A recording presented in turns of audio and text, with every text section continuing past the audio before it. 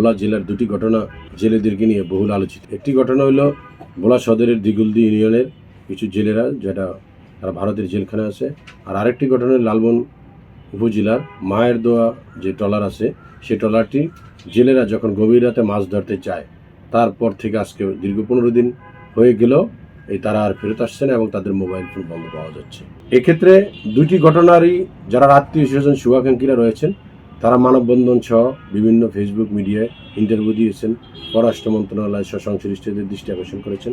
এটা যখন আজকে আমার দৃষ্টিগোচর হয়েছে মিডিয়ার মাধ্যমে, আমি বিষয়টি তাৎক্ষণিকভাবে লিখিত আকারে মাননীয় পররাষ্ট্র উপদেষ্টা মহোদয়কে জানিয়েছি এবং তার সাথে আমি বিকেল 4টা সরাসরি দেখা করে ভোলা জেলার উক্ত দুটি ঘটনা আমি ব্যাখ্যা করেছি।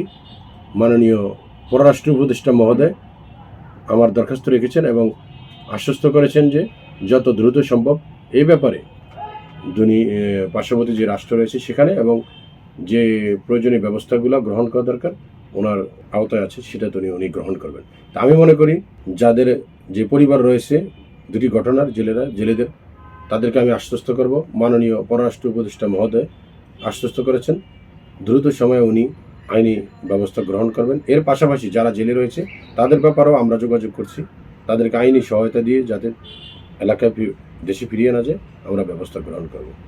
সবাইকে ধৈর্য ধারণ করার এবং সর্বস্তরের যে সমস্ত প্রশাসন রয়েছেন আমাদের ভোলা জেলাসহ সকলে এই বিষয়টি সজাগ দৃষ্টিতে দ্রুত ব্যবস্থা গ্রহণ করার জন্য আমি আহ্বান জানাবো এবং পরিবারদেরকে ধৈর্য ধারণ করার জন্য অনুরোধ করব।